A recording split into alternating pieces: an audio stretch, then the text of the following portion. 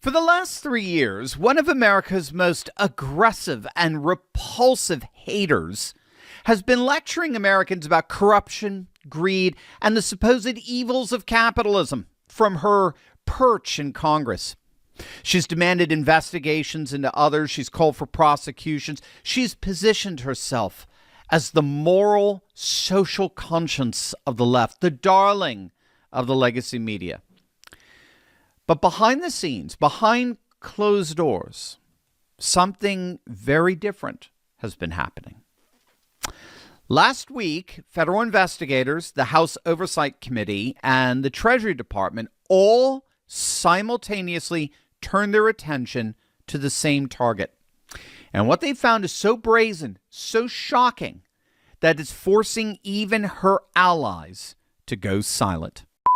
Hey gang, it's me, Dr. Steve, your Patriot Professor, celebrating yet another day in Trump's golden age that you made possible back in November of 2024. So if you want a front row seat on how you continue to change the world in ways you never even imagined, make sure to smack that bell and subscribe button. And also click on that link below and get Patriot Alerts, my free uncensored newsletter where I share the stories I can't cover on YouTube. You could subscribe free by simply clicking the Patriot Alerts link in the description below. Well, it looks like she's finally been caught. And no, I'm not talking about her own version of a Jussie Smollett staged attack.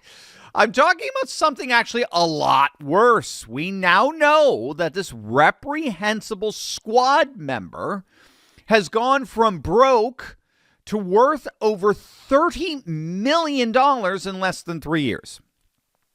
Miss Capitalism is Evil has gone from broke to 30 mil in the course of 36 months. How?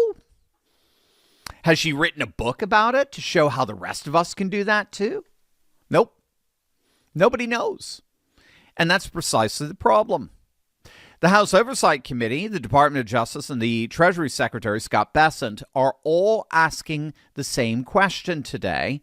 How does a Somali refugee who entered Congress with negative net worth and massive student debt suddenly become one of the wealthiest members of Congress? And how does her husband, a political consultant with zero business experience, build a venture capital empire managing billions while his own bank account showed just $42. None of this adds up. Now, this isn't Nancy Pelosi's husband making suspiciously well-timed stock trades. This is something far stranger. This involves registered businesses that don't actually exist. We're talking wineries with no wine. Venture capital firms with no clients. And it all happened in the midst of the biggest fraud scandal in American history, a $9 billion Medicaid and welfare fraud scheme that exploded in Omar's own congressional district among her own fellow Somalis. Let's start with this winery that Ilhan Omar supposedly owns. In 2023, according to her own financial disclosure forms, Omar listed a California winery valued at just $15,000. 1 year later, that same winery was suddenly worth between $1 million and $5 million in 1 year. Now, investigators reportedly went looking for this winery, and what they found shocked them. They found an empty parking lot, no operational business, no employees. The website lists 0 wines for sale. The company's social media went dark in 2023. Phone lines are permanently busy. And the winemaker they hired, well, she apparently left in early 2023 after they refused to pay her invoices. And to make this all the more ironic, one of the only wines this company allegedly produced was called the Devil's Lie. I mean, you cannot make this stuff up, but it gets worse. In 2023, a Washington, D.C. restaurant owner named Naib Mode invested $300,000 with Omar's husband, Tim Minette, after being promised a 200% return in 18 months. So that'd be $900,000 total. Pretty good. Plus 10% monthly interest. Minette told him the winery was legit. They had grapes. They had a respected Sonoma winemaker ready to turn those grapes into profit. Needless to say, Mode never got his 200% return. He barely got his $300,000 back. He sued Omar, I kid you not, for fraud, surprise, surprise, claiming Minette and his business partner fraudulently misrepresented that their winery was a legit company, when in point of fact, it basically didn't even exist. But the winery isn't even the biggest red flag here. That honor goes to Rose Lake Capital, Minette's venture capital firm. This is where things get absolutely insane, and it looks like this is where the walls are finally going to be closing in on Ilhan Omar. But you know, this fraud and corruption goes way beyond fake wineries and capital firms. As many of you know, it's even made its way into our healthcare. Now, did you know that Alzheimer's isn't waiting for old age anymore? It's spreading, it's accelerating, and it's showing up decades earlier. Early onset dementia, Alzheimer's, are on the rise. Reports show a 373% increase in diagnoses among 30 to 44-year-olds and a 311% increase in 45 to 54-year-olds in the United States in recent years. But when doctors attempt to treat these brain diseases, they often focus on medicating the brain itself, addressing symptoms like Band-Aid rather than solving the root cause. Alzheimer's disease is driven by chronic inflammation and oxidative stress, which damages brain cells and triggers the buildup of toxic proteins. Now, these same destructive processes fuel neurodegeneration, cognitive decline, and even increase cancer risk, yet they're rarely the primary target of treatment. The root cause of many brain disorders is found in the gut microbiome. Groundbreaking research now links gut bacteria directly to Alzheimer's disease and shows that what we consume plays a defining role in not just cognitive, but overall health as well.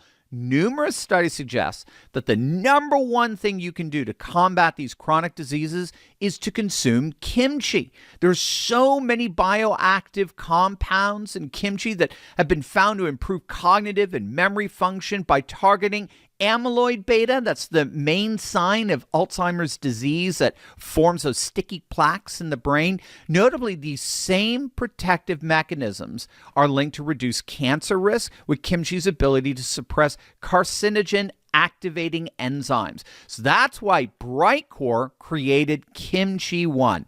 It delivers all the benefits of real kimchi in convenient capsules. No taste, no smell, and no GMO. 100% made right here in the United States. Today, you can get an exclusive offer by clicking the link below for 25% off your entire order, or for the best deal available, call my friends at Brightcore for up to 50% off plus free shipping. You'll love them. Call them now at 888-597-0233. That's 888-597-0233. Call them right now. According to court documents, Ilhan Omar's husband's Rose Lake Capital had $42.44 in its bank account in late 2022. 2 years later, Omar's financial disclosure valued the firm at up to $25 million.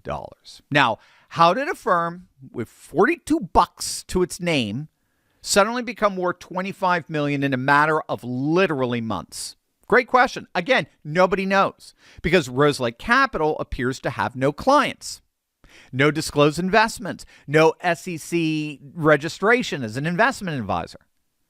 The firm's website lists vague language about bespoke solutions and exclusive partnerships for global entrepreneurs across 80 different countries, but there's no track record, no M&A deals, no evidence of any actual work. In fact, my state of Delaware, where Rose Lake Capitals Incorporated, they canceled the registration for Omar's husband's investment firm for not paying its back taxes. It owed more than $400,000 to Delaware based on what they claimed they were worth. But it appears they don't have the money, or they're not disclosing where the money is. I mean, it's frankly beyond insane, and it's catching the attention of both the financial world and law enforcement. Here's Steve Forbes. This is really weird stuff. Well, weird is not the word for it. There's another word for it called crooked. And that's why we have to have an investigation into this. As you know, the Biden administration started examining her finances and that of her husband. And so surprise, surprise, that investigation went nowhere. But it's amazing how people can go into Congress and then become these entrepreneurial investing geniuses where they come in. She had under $1,000 of net worth and her husband didn't have much, and suddenly now they're multimillionaires. Is there a money laundering operation here? And in terms of the firms themselves, they have a sketchy background. That winery in California that she and her husband own, where did that come from? Where's the wine there? Nobody can seem to find it. So there's a lot of smelly stuff here, and that's why in the American Dream, her version of the American Dream is the Al Capone version of the American Dream, Tony Soprano version of the American Dream, and that is steal it from the taxpayers. And so there's a lot of stuff here, and so when somebody cloaks themselves in the American Dream, and so you have numbers like this from minus 1,000 to 30, 40 million, you know something is not right. Well, we certainly know something's not right here, especially given what's been uncovered in Ilhan Omar's own district. A fraud scandal so heinous it's already ruined the political career of Tim Walz, if he ever really had one. The scheme called Feeding Our Future, that was run through the restaurant Safari in Minneapolis that hosted Ilhan Omar's victory party back in 2018. That hoax alone raked in over $250 million of taxpayer money. 78 people have been charged in all the various fraud rings totaling into the billions. 50 have already pled guilty or been convicted. 72 of the 78 defendants are Somali. Federal prosecutors now estimate up to $9 billion, that's a billion with a B, has been stolen from Minnesota's Medicaid and welfare programs through organized fraud schemes, fake daycares, fake autism therapy clinics, fake homeless services. Hundreds of providers recruited children, if you could believe it, from Minnesota's Somali community. They got them falsely diagnosed with needing services, paid their families some kickbacks, and billed the government millions. And now almost every agency department of the federal government is involved in its own investigation into this Minneapolis fraud. The agricultural department because it involved food. What's left of the education department because it involved learning or learning centers, right? The SEC because of interstate commerce, health and human services because it supposedly involved kids with special needs, Homeland Security because it involved so many Somalis, the DOJ, the FBI because it involved money laundering. I mean, virtually every federal agency has the Treasury Department, right, because they supposedly sent money overseas and remittance payments back to Somalia. Every federal agency has a vested interest in prosecuting and punishing the people involved in this multi-billion-dollar racket. And who are we finding at the center of it all? None other than Ilhan Omar. Investigators are looking at all politicians potentially connected to the fraud in Minnesota, and Omar's fingerprints are everywhere. Her campaign photos show her celebrating election night, the restaurant of one of the lead defendants of the Feeding Our Future case. Her district was ground zero for the fraud. Her campaign received contributions from the fraud, and her husband's companies are crooked beyond belief. And now the explosion of her own reported net worth. These are all now the objects of federal investigations. Unbelievable. For years, Ilhan Omar lectured Americans about greed, corruption, and the evils of capitalism. But it turns out she might have been running the biggest grift of all, using fake businesses to launder money while her constituents were stealing billions from taxpayers. The walls are indeed closing in. Butter the popcorn. This is going to be good.